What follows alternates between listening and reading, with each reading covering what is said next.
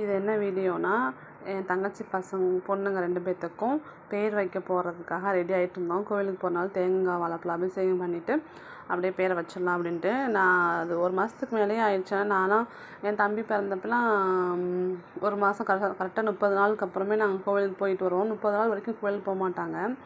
30 நாளுக்கு அப்புறம் கோவிலுக்கு போவாங்களா, அதனால் போய் தேங்காய் வாழைப்பழம் அபிஷேகம் பண்ணிட்டு கோவிலுக்கு போயிட்டு பிள்ளையும் தூக்கிட்டு போயிட்டு வருவோம். இவங்களுக்கு 30 நாளுக்கு மேலேயே ஆயிடுச்சு. அவங்க மாமியார் வர நேரம் இல்லை, நாங்கள் வர நேரம் பார்க்க நேரம் இல்லை, அப்படியே தள்ளி போயிட்டே இருந்துச்சு. அப்புறம் சரி ஒரு நாள் எல்லாத்தையும் ஃபிக்ஸ் பண்ணி போகலாம் அப்படின்ட்டு நானும் தங்கச்சி வீட்டுக்காரு, அப்புறம் அவங்க மாமியார் மாமனார், எங்கள் அம்மா எங்கள் அப்பா, நான் என் பையன் எல்லோரும் கிளம்பிட்டோம். ஆளுக்கு ஒரு வண்டி இருந்துச்சு. வண்டியிலே பைக் கிட்ட தான், நாங்கள் மெயின் ரோட்டில் இருக்கோம். கொஞ்சம் ஊருக்குள்ளே போகணும். ஊருக்குள்ளே போயிட்டு கோவிலில் போய் பேர் வைக்கலாம் அப்படின்ட்டு ரெடி ஆகிட்டோம். அவங்க வேறு மாதிரி பேர் வைப்பாங்களாமா. எங்கள் தங்கச்சி வீட்டு சைடு ஐயரை வீட்டுக்கு கூட்டிகிட்டு வந்து இந்த யாகம் வளர்ப்பாங்களா, அந்த மாதிரி யாகம் வளர்த்து ஐயர் தான் பிள்ளைங்க காதில் பேர் வைப்பாராம். அது மாதிரி 16 நாளே பண்ணிடுவாங்களாம். 14 நாளுக்கு அப்புறமே அவங்க கோவிலுக்கு போக ஆரம்பிச்சிடுவாங்களாம். எங்கள் அம்மா எங்களுக்கு அந்த பழக்கம் இல்லை அப்படின்னு சொல்லவும், அவங்க சரி உங்கள் படியே வந்துடலாம் அப்படின்ட்டு நாங்கள் கோவிலுக்கு தான் போய் தான் வைப்போம் அப்படின்னு சொல்லவும், சரி அப்படின்ட்டு அவங்க கோவிலுக்கு வச்சிடலான்ட்டு அவங்க கிளம்பி வந்துட்டாங்க. அப்புறம் கோவிலுக்கு போயிட்டு என் பையன் அலப்பறம் தாங்க முடியல. நான் தான் பண்ணுவேன், நான் தான் எடுத்துகிட்டு போவேன், எல்லாமே நான் தான் பண்ணுவேன் அப்படின்ட்டு ஓவராக பண்ணிகிட்டு இருந்தான். நானும் அடித்தும் பார்த்துட்டேன். அப்புறம் என்ன பண்ணுறது, இங்கே வெளியில் போனால் ரொம்ப செல்லம் கொஞ்சிக்கிட்டு இருக்கு.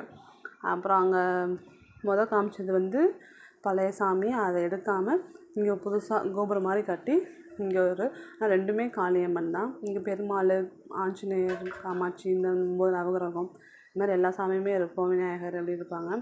ஃபஸ்ட்டு வெளியில் விநாயகர் தனியாக அரச மரத்து கடையில் இருப்பார். அவரை சாமி கும்பிட்டுட்டு அப்புறம் தான் உள்ளே இங்கே காளியம்மனை கும்பிட்டுட்டு வீட்டுக்கு போனோம். இது ஒரு பழசை எடுக்காமல் புதுசுலேயே வச்சுருந்தாங்க. அது மாதிரி தான் ரெடி பண்ணியிருந்தாங்க. நாங்கள் குத்து விளக்கு பூஜையெல்லாம் இங்கே தான் இது பண்ணுவோம். மார்கழி மாதம் 30 நாள் ஃபுல்லாக இங்கே தான் பூஜை நடக்கும். நாங்கள் ஸ்கூல் போகிற டைம்லாம் காலைல 5 மணிக்கு எழுந்திரிச்சு 8:30 வரைக்கும் இங்கே தான் கோவிலில் தான் ஆட்டம் போட்டு சுற்றி அடிச்சுட்டு விளையாண்டுட்டு 8 மணிக்கு மேலே கிளம்பி வீட்டுக்கு போய் அங்கே அவசரமாக கிளம்பி ஸ்கூலுக்கு போவோம்.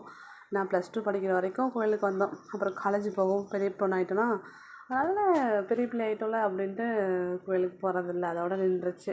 அதனால் மார்கழி மாதம் இப்போயும் குத்துவிளக்கு பூஜை நடந்துட்டு தான் இருக்குது. நாங்கள் தான் போகிறதில்ல. நல்லா பெரிய கோவில் ஃபேமஸாக இருக்கும் எங்கள் ஊரில். அப்புறம் எங்கள் அப்பா நான் தான் ஃபஸ்ட்டு சக்கரை பாவு தண்ணி வச்சு விட்டேன். நான் வைக்க வேணாம்னு சொன்னேன். இல்லை நீ தான் வைக்கணுங்கவும், அப்புறம் நான் தான் 2 பேர்த்துக்கு ஃபஸ்ட்டு வச்சுட்டு அப்புறம் எல்லாருமே வரிசையாக வச்சாங்க. வாய் அடிச்சா இது சொல்லுவீங்க, உன்னை மாதிரி வாய் அடிக்குதுன்னு சொல்லுவீங்க, நான் வைக்க மாட்டேன்னு தான் சொன்னேன். பரவாயில்ல வை அப்படின்னாங்க. அப்புறம் வச்சு விட்டு சங்கு எடுத்துகிட்டு போக மறந்துட்டேன். சக்கரை பாவு தண்ணிலாம் எடுத்துகிட்டு போனேன். 1 மாதத்துக்கு மேலே ஆயிடுச்சு. கொஞ்சோண்டு சக்கரை பாவு கலந்து கொடுப்ப தண்ணியில் அப்படின்ட்டு நைட்லேருந்து தொட்டு வைக்கிற மாதிரி தானே அப்படின்னு கொண்டு போனால், ஆனால் சங்கு கொண்டு போக நான் மறந்துட்டேன். அப்புறம் தேங்காய் மூடியில் தண்ணியை ஊற்றி கலக்கி அப்படியே சும்மா அந்த மோதிரத்தில் வச்சு 3 டைம் வச்சுட்டு பேர் வைக்க சொன்னாங்க. காதில் சொல்லிவிட்டு அப்புறம் வீட்டுக்கு வந்துட்டோம்.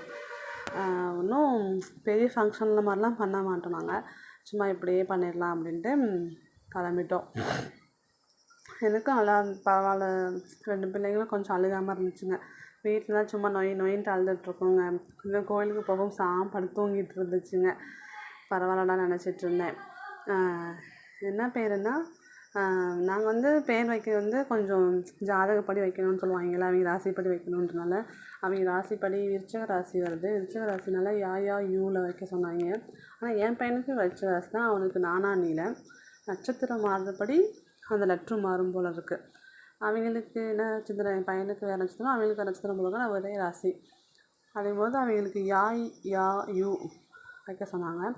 அதனால் அதுங்களுக்கு ஃபஸ்ட்டு பொண்ணு பேர் யுக்தா, செகண்டு பொண்ணுக்கு பேர் யுகிதா அப்படின்னு நேம் செலக்ட் பண்ணி வச்சிட்டாங்க.